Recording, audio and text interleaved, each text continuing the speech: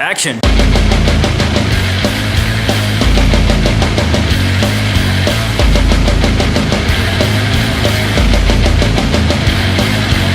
In time, everything unfortunate.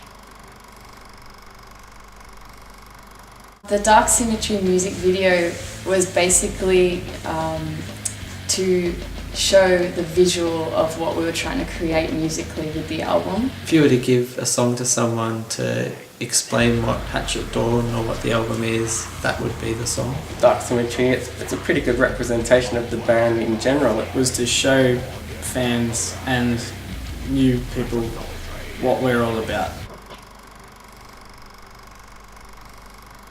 To showcase the album in 3 minutes, and that was very hard to decide upon, because it's like we got so many songs, so much diversity. It's like what song do you pick? It's an extremely well written song. It's got all the new techniques of writing styles from the first EP to the album kind of encompassed into one song. So it's a good song to try and show where the band is at now, where the progression has come. It was just that standout track that had a very simple classic structure to it. It was very verse-chorus orientated. The chorus jumps out at you and it's just full of melody. It's got a big, slow and heavy intro that sort of grabs people, from the very first hit. A bit of a different song. It's got very heavy verses and a very more open chorus. The song is light and shade. It's very heavy, very fast, and very melodic in the same sense. With lyrics, it's always open to interpretation.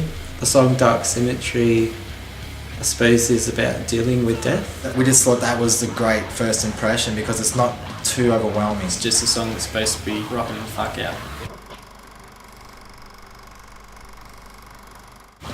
The music video is about basically a temptress who hypnotizes an audience, which are a lot of our fans, and basically takes them to the other side, which is where we're waiting. We're from another world. We're in this environment, playing and doing our thing, while out in the world there's this stuff going on, and through the dark mediums and dark arts that people come to witness our music and performance, and just transcending that into a burlesque performance in a 50s style jazz club. I tell Miss Nick to hypnotise the crowd. It's being projected to them through her, so I guess the idea is as they're watching her and she's, I guess, projecting the music through to them, they're slowly being hypnotised by her and slowly being sort of dragged in under a spell as they're hearing the music. It's just people come to see a show, they walk away blown away and changed. I guess that's the main message, that when they come in, they go out different.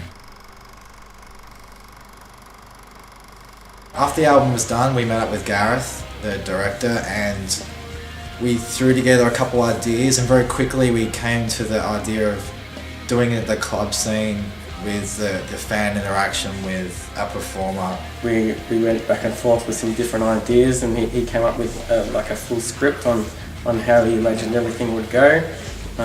On the night he had it all organised. He had all the different scenes he wanted to shoot, and he was able to organise everybody and get things done. At various points during the video, she's going to look into the crowd, which we've already got shots of, and we're going to get some shots of a few of your eyes, and then like the hypnotizing. So he's got good ideas, different ideas, and yeah, it's just easier to work with him. From the get-go, I guess Hatchet Dawn was sort of a band that did want to do something differently. I mean, a lot of bands are just like, I want to play in a warehouse and have some lights, and then there's a story of a guy who looks sad and all that sort of stuff, which I've done clips of that, but we wanted to go a different approach and tell like a simple story, but yet do it thematically through different visuals, and even using parts of the song for audio cues of things happening. Like there's a part in the song where Bert's vocals are solo, and then that's when a big part of the video happens when it busts back in. So bringing the audio and the visual style together was a really cool thing, because the song has just got so many good hooks.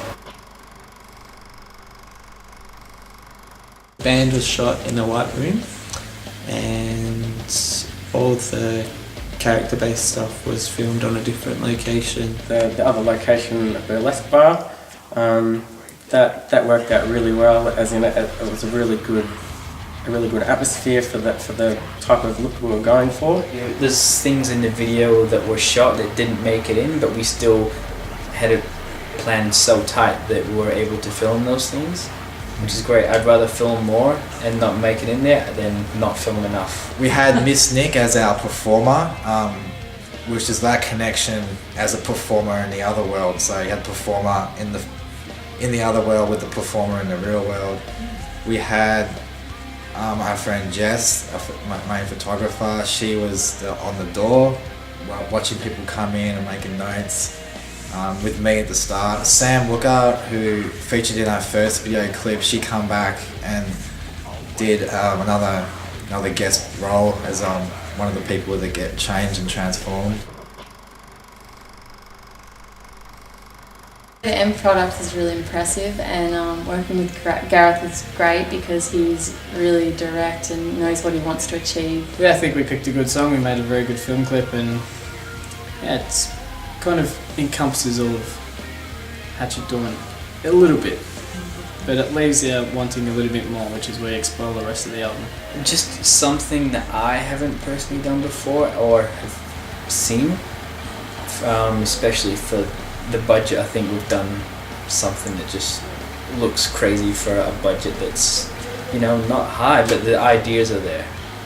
It's all, like I've always said, that it's always about ideas, and from the get-go, Hatchet Dawn had those ideas with mine and just melded together. And I didn't expect it to come out nowhere as near as good as it has. Gareth has a knack for interpreting songs into video, and he's very good with suggestions. He's very hands-on director. Well, I'm absolutely stoked with it. Like, I could say it's my best work so far, but once again, that's just a testament to Hatchet Dawn and how everybody brought it together. Yeah, time, everything, yeah,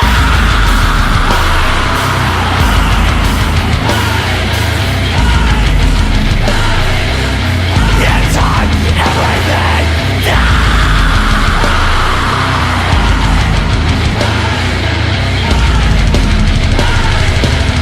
yeah, time, everything dies. And that's a wrap.